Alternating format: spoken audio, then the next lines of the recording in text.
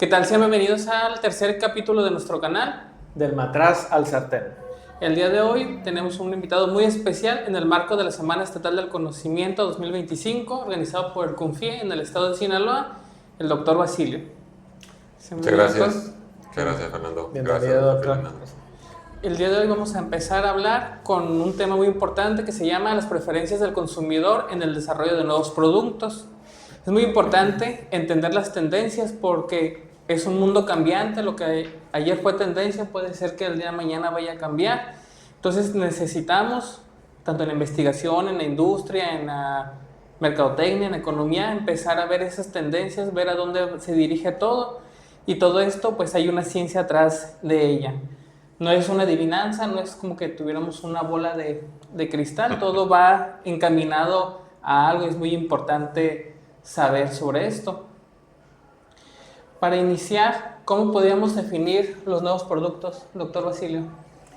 Sí, para esto un nuevo producto refiere a aquel que las empresas están demandando ahorita como un nuevo producto o nuevo servicio, que no necesariamente implica que sea hecho por primera vez en la empresa, sino que puede ser elaborado a partir de otro producto que ya está en el mercado, pero que sí sea para la empresa, pues ese nuevo desarrollo. Muy bien. Bueno, y ahora ya que tenemos esta parte de un nuevo producto, ¿quién sería un consumidor, doctor Feliznando? Muy bien. El consumidor es toda aquella persona que potencialmente pues, va a estar interesado en este producto. En este caso estaríamos hablando de individuos, por ejemplo, que están interesados en adquirir algún producto, ya sea, como lo mencionaba anteriormente el doctor Basilio, un producto que va a ser introducido en el mercado o un producto nuevo, ya sea porque ha sido reformulado, ¿sí? Y esa persona pues tiene expectativas que el mercado, en este caso quien oferta, pues necesita cubrir para tener una alta probabilidad de que el producto sea adquirido por el consumidor.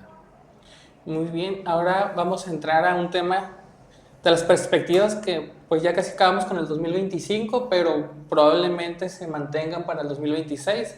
De acuerdo al IFT, aquí tenemos algunas. La primera de las tendencias de consumo de alimentos fue la parte económica. La gente está preocupada por su bolsillo, por así decirlo. ¿Cómo ven cómo afecta esta parte en el desarrollo de nuevos productos que los consumidores estén, si bien aspectos sensoriales, que lo vamos a ver más al rato, si bien también la parte de la salud, la parte de los alimentos funcionales, sigue siendo, aquí nos dicen, ¿no? La 3/4 partes de los encuestados fue el precio, el primer lugar, por encima del sabor, que es algo bastante interesante. ¿Cómo ven esta parte enfocado tanto para para las investigaciones como para la industria? Sí, sin duda lo que nos da esta información es la adquisición, el poder de adquisición, ¿no? El consumidor cada vez está más consciente que demandando nuevos productos por diferentes propiedades, ¿no? Que satisfaga una necesidad de ese producto. Pero en relación ok, ¿cuánto puedo gastar yo y en qué tipo de productos? Yo creo que esto es muy importante para el diseño de nuevos productos como tal, ¿no? O sea, ¿qué elementos vamos a incorporar en ese nuevo diseño, en ese producto que se encuentra o más bien en su mayor parte aún no está en un mercado? Entonces ahí es donde nosotros tenemos que ser capaces como tecnólogos, como gastrónomos, como nutriólogos, de generar alimentos que lleven ese componente. ¿Sí? Así es.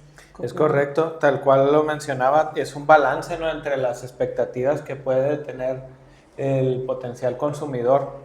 Y bien lo mencionabas en las tendencias que también se hacía referencia ahora mismo, ¿no?, la asequibilidad de los productos, ¿no? Es decir, que el producto esté destinado para cierto mercado, pero también que el mercado tenga la capacidad de poderlo adquirir, ¿no? Porque muchas veces puede estar disponible, pero si está fuera del alcance, aun cuando tenga buenas propiedades nutricionales o nutrimentales o beneficios extra, como los alimentos funcionales, aun cuando tengan unas características sensoriales adecuadas, si no está con un precio acorde o que el público o en este caso el consumidor, un precio que le sea accesible, pues sería difícil que puedan optar por él, ¿verdad?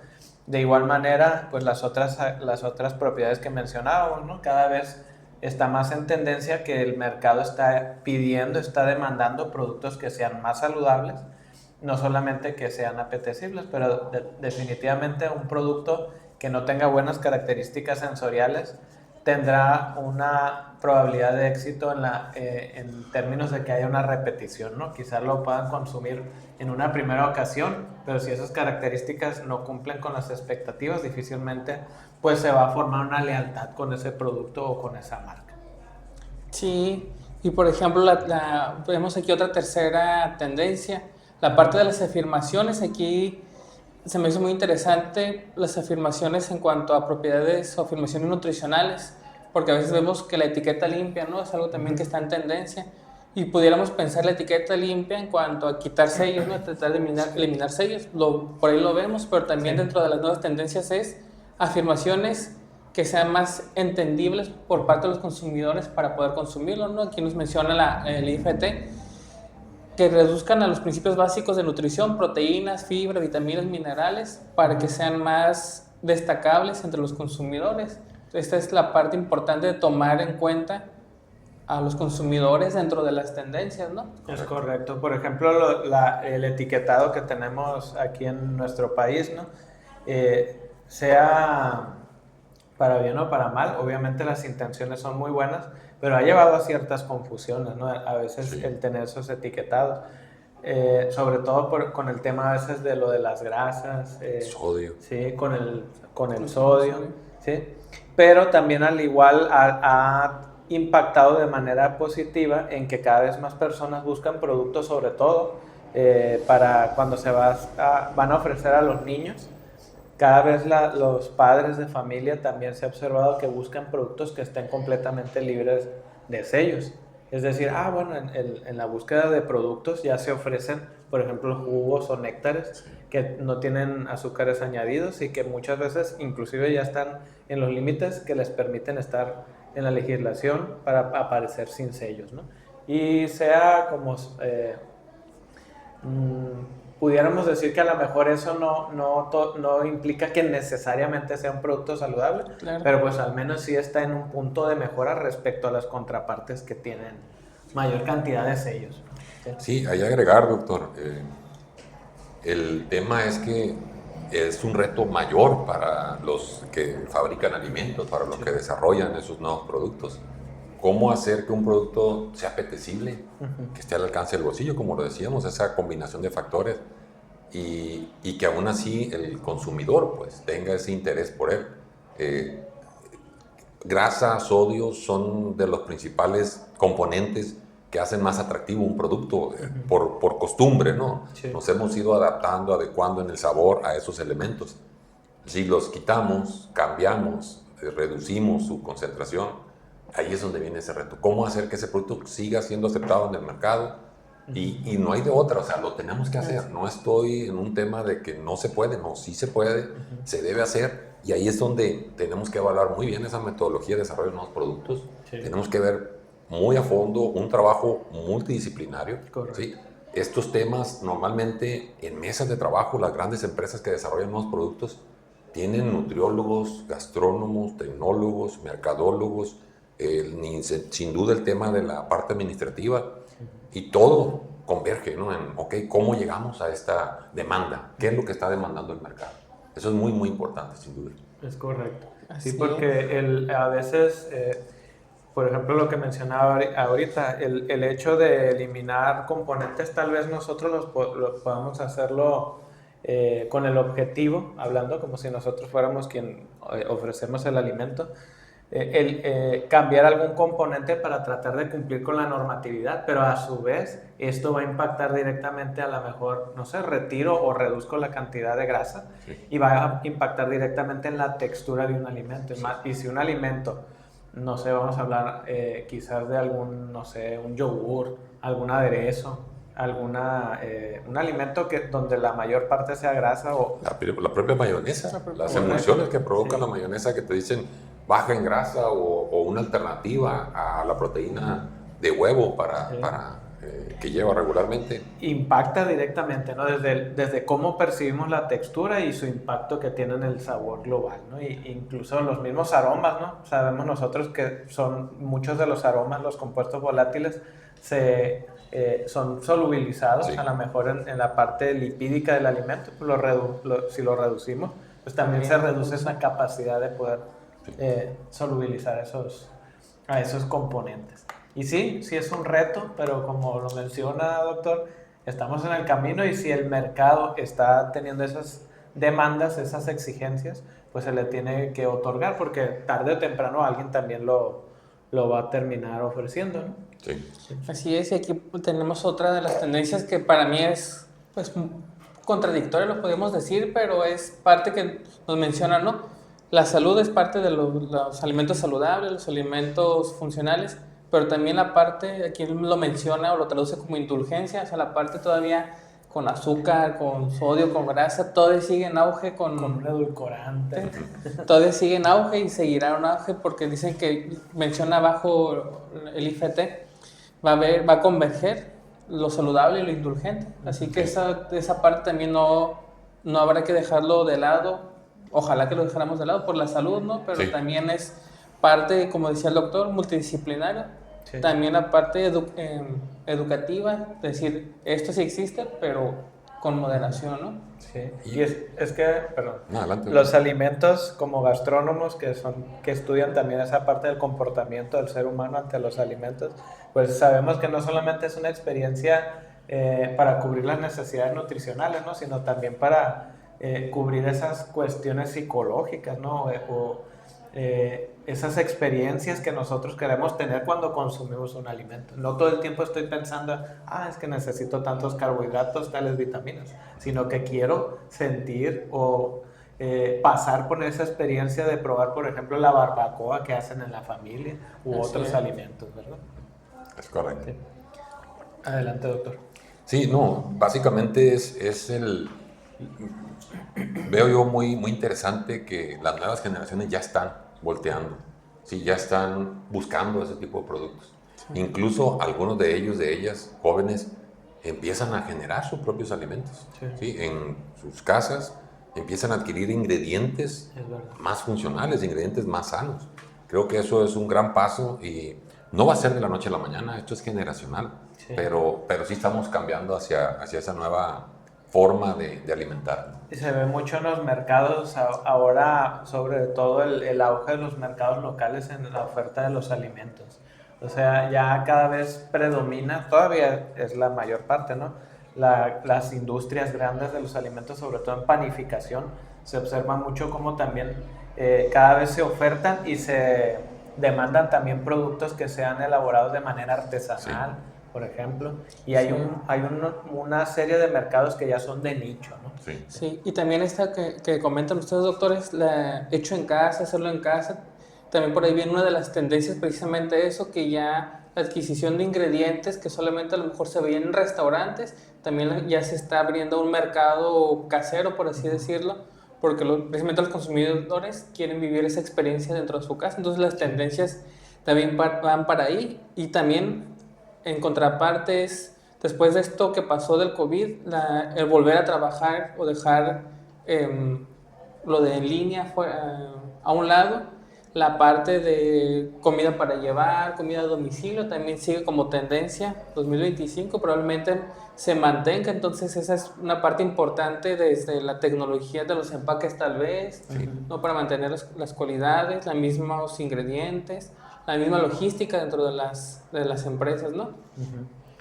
Pues en ese sentido es parte de las investigaciones que también le ha tocado desarrollar a usted, doctor, la parte de los alimentos mínimamente procesados, ¿no? Sí. Yo recuerdo que cuando estaba estudiando, nos ofrecían algunos cursos de esos temas, lo miraba a veces uno como lejano, como que ya sí se llevaba a cabo en otros países, pero en nuestro país lo miramos, pues yo lo puedo hacer también, pero cada vez vemos más ese tipo de productos, sí. Donde hasta, no sé, frutas que ya te las venden en un empaque individual en la porción. Me ha tocado verlos, por ejemplo, en algunas cadenas de café, que ya te venden esas porciones Sí. y ya selladas con un empaque, con alguna atmósfera modificada, que cuando tú pruebas esos alimentos realmente sí se sienten como pues frescos los Frescos. alimentos, ¿no? Sí. Sí, creo que el tema de los alimentos así mínimamente procesados, que es que no se usa calor para su producción, es más bien se producen y se mantienen en temperaturas bajas, en temperaturas de refrigeración. El tejido sigue vivo, entonces la vida útil es muy rápida, pero aún así, cuando recién inicia esto en México hace algunas décadas, era muy complicado por cómo cambiábamos esa cultura, ¿no? En la cocina de las amas de casa, de los señores trabajando en la cocina, de producir esos alimentos en lugar, hacerlo ellos mismos en lugar de comprarlos en un supermercado. El costo es más alto, sin duda, pero eso es algo relativo. Si tomamos en cuenta que tú preparas en tu casa una cabeza de lechuga, ¿cuánto de ella realmente aprovechas y cuánto va a la basura? Porque no terminamos consumiéndola toda. Compras una bolsa de una lechuga precortada y esa bolsa de lechuga normalmente se aprovecha más. Ya hay estudios al respecto, ¿no? Okay. Entonces, el costo ya no es tan, el margen ya no es tan diferente entre un precortado listo para su consumo que viene de manera inocua, o sea, se procesa en condiciones que puedes confiar en alimentarte de ello y sin ningún problema de intoxicación por alimentos. Incluso sería un uso más eficiente de los propios recursos, ¿no? Porque es verdad, al menos hablando en términos personales, y creo que el auditorio que nos está escuchando se pueden identificar cuántas veces no nos toca que hacemos limpieza en el súper, perdón, en el refrigerador, y gran parte de veces de lo que compramos en el súper se echa a perder, ¿no? Lo que mencionaba usted, la lechuga, pues por ahí preparamos a lo mejor algunas tostadas o algo, pero ya después con poquito de turgencia que pierda, a lo mejor oxidación. Sí, y el producto pudiera tal vez ser todavía comestible, pero ya las características no son deseables y ya lo dejamos. Sumamos a esa estadística que se menciona que aproximadamente el 40% de los alimentos se pierden, pero por desperdicio. Sí, y ahorita en esta parte, ¿no? del consumo, de esta concientización, la parte viene de esta nueva tendencia sobre entender las condiciones climáticas, precisamente eventos geopolíticos, menciona aquí, los consumidores deben de ajustar sus preferencias o sus gustos a productos locales, precisamente de fácil acceso, y ya es tarea de las industrias, de los restaurantes, empezar a educar a los consumidores sobre esto es lo local, esto es lo que hay. Yo creo que es algo que también se hace en el laboratorio con el aprovechamiento, por ejemplo, de la berenjena local, ¿no? Que no es un alimento que se consuma mucho en México, en Sinaloa, pero sin embargo, toda esta parte de cambios sociales a nivel local y en gran medida pues también a nivel mundial, tenemos que voltear a ver qué es lo que tenemos pues cerca para poder aprovecharlo, ¿no? Ahí los muchachos, cuando me toca dar clases de gastronomía, les digo, ¿por qué fijarse en algo que cuesta más caro y cuesta precisamente más caro? Porque cuesta traerlo para acá, ¿no? El salmón o ciertas verduras que no son de temporada, porque no una trucha arcoíris que se da en el mismo país, que también es similar, de cierta manera es similar. Entonces, para allá va la tendencia a entender y ver lo que tenemos aquí cerca, ¿no? Sí, así es. Sí, y sobre todo eso abona no solo a esos aspectos de poder consumir algo más rápidamente, ¿no? Sino también a sostenibilidad de manera global, ¿no? Porque todo alimento que se tiene que trasladar desde un punto a otro, pues deja una huella de carbono que aun cuando nosotros pudiéramos decir nos sale a veces, no todo el tiempo, más económico, pues sí, el precio que nosotros nos estamos ahorrando también lo está pagando el planeta, ¿verdad? Y muchas veces también pues nos estamos sometiendo a consumir productos a veces también a costa de explotación de personas, ¿no? A veces de menores, simplemente por querer tener ese producto o por tener ese producto más barato y pues como lo decíamos, alguien termina pagando el precio. Si no es el planeta, pues a veces son otras personas o como ya lo mencionamos también, si es algo más caro, nosotros mismos pagamos más caro ese precio, ¿no? Sí. Y a las empresas aquí es importante, ¿no? Es tomar en cuenta cuando hay planeación para un desarrollo de nuevos productos con la metodología adecuada, ¿no? Que consiste en 5 pasos, ¿no? Lo que es la generación o lluvia de ideas, como hablábamos ahorita en esa mesa multidisciplinaria, lo que son el desarrollo del concepto, lo que es el desarrollo del prototipo, las pruebas de mercado y el lanzamiento del producto. Cada una de estas etapas son vigiladas, tiene que ser monitoreada para ir viendo el ajuste que vas a ir haciendo en el modelo, en ese producto que se está desarrollando. El contexto hacia la empresa, sin duda, quien va a invertir en todo eso, porque es inversión, ¿no? Tiempo, recursos económicos. Creo que actualmente hay un par de conceptos que no podemos dejar de mencionarlos en esta temática del desarrollo de nuevos productos, que son, y lo hemos estado diciendo aquí, lo que es la economía circular, lo que es el residuo cero. ¿Sí? Sí. Todo esto genera siempre el trabajo con muchos de los alimentos, generamos, tú lo decías ahorita, doctor, 40% de pérdidas en manejo de producto fresco. Todo ese producto, las empresas ya tienen que voltear, ya tienen que ver qué vamos a hacer con esa biomasa, con esos subproductos, porque hay mucho valor en ellos. ¿Sí? Uno de los puntos muy importantes que son los compuestos bioactivos y muchos otros, incluso nutrientes, que pueden ser reincorporados o pueden ser a un alimento o pueden ser utilizados como aditivos de forma natural para evitar una oxidación, para incorporar una fibra especial. Hay muchos puntos a favor, pero para ello sí hay que hacer conciencia en las empresas que incluyan esos elementos. Sí. Así es. Y ya por última, dentro de las tendencias, para dar paso a un ejemplo que tenemos aquí, la parte de la tendencia de los alimentos funcionales, que yo creo que ya va varios años en tendencia sobre este tipo de alimentos, que en el siguiente video vamos a hablar un poco de ellos, ¿no? Pero sigue siendo esta parte de conciencia por parte de los consumidores, de saber que lo que están consumiendo va a tener una repercusión en su sentir, en su salud, sobre todo, ¿no? En su salud. Y buscan precisamente alimentos que brinden beneficios más allá de los nutricionales básicos, Sí. dentro de las definiciones generales de alimentos funcionales. Y esta parte, dentro de la investigación que hicimos, pues aquí les vamos a poner el artículo que publicamos, una revista en la salud pública, precisamente donde vimos la parte de las tendencias, preguntándolos a los consumidores, o a la población, mejor dicho, qué tipo de alimento querían, y asimismo de empezar el proceso del desarrollo, ¿no? Que posteriormente está derivando al de una bebida. ¿Cómo vieron ustedes esta parte de preguntarle primero a la población qué es lo que buscan o qué es lo que quieren? Bueno, esa parte yo la miré muy positiva en el sentido de que nos permite trabajar, pues por decirlo de una forma, trabajar, que no estemos trabajando a ciegas, porque muchas veces es lo que se comenta, no solamente en temas de investigación, ¿no? Sino también cuando se va a ofrecer un producto al mercado.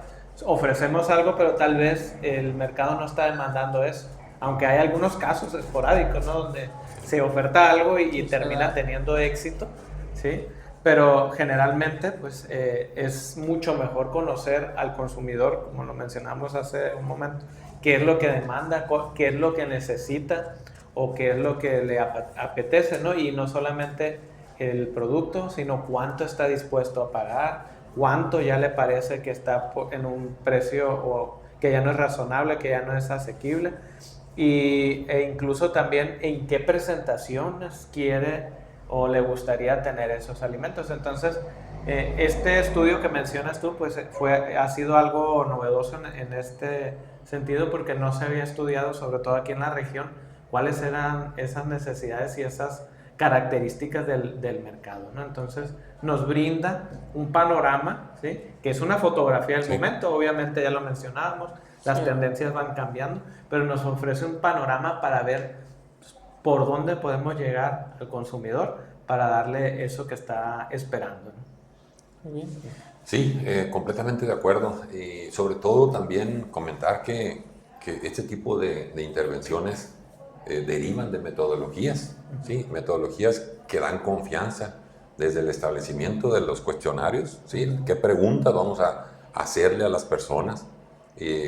Cómo esas preguntas van a derivar en respuestas que den certeza, que den esa confianza, esa validez. Sí. Y creo que esto es algo muy importante. Quien nos esté viendo, que nos esté escuchando, el hacer una encuesta a consumidores es un proceso, sí, es un proceso metodológico, debe de estar orientado, debe de estar elaborado por expertos en la materia.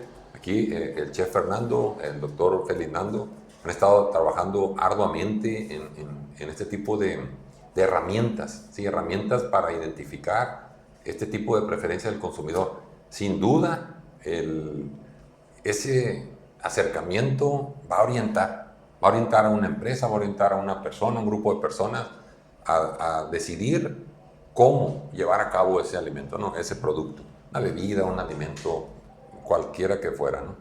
Creo que eso nos ahorra, como decíamos, tiempo, recursos, optimización. Esto es algo muy importante, pero sí hay que resaltar, ¿no? Que creo que estos estudios de preferencia del consumidor no es un tema reciente, sino ha estado de hace mucho tiempo, pero la forma en que ahora se llevan a cabo, ¿sí?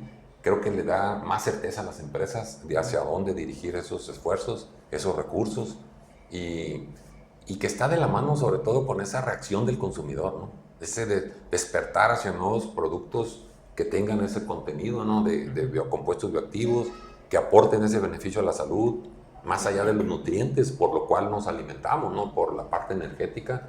Creo que es algo que tenemos que siempre resaltar, ¿sí? Esa parte. Sí. Sí, y para ir concluyendo con el video, me quedo ahorita con lo que comenta el doctor, ¿no?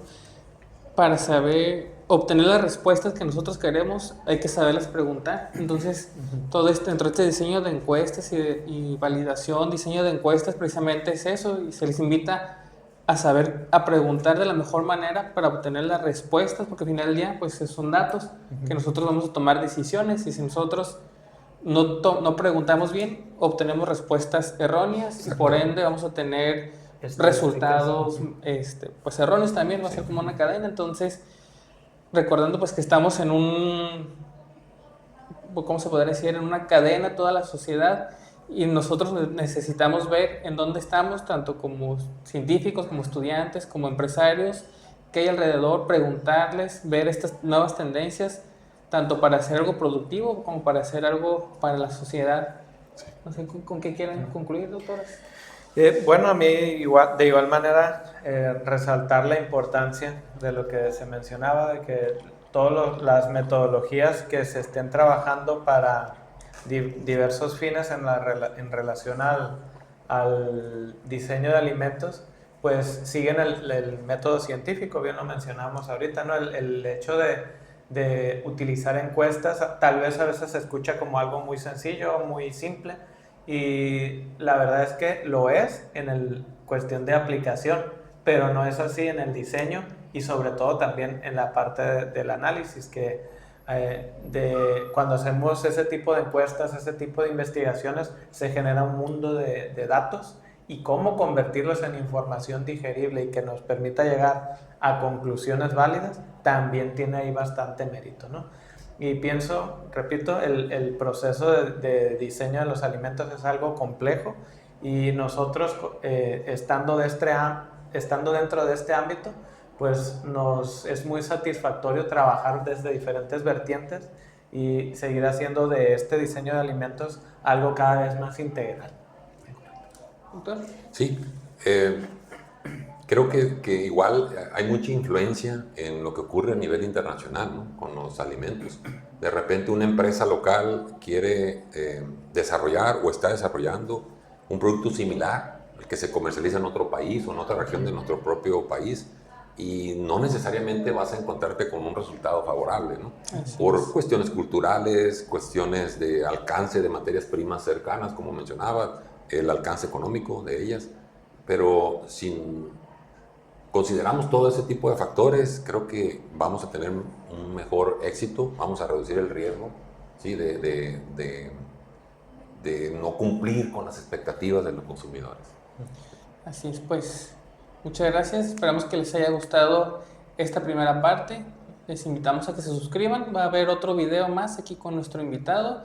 Y pues nada más que agradecerles y saludos. Saludos. Saludos a todos.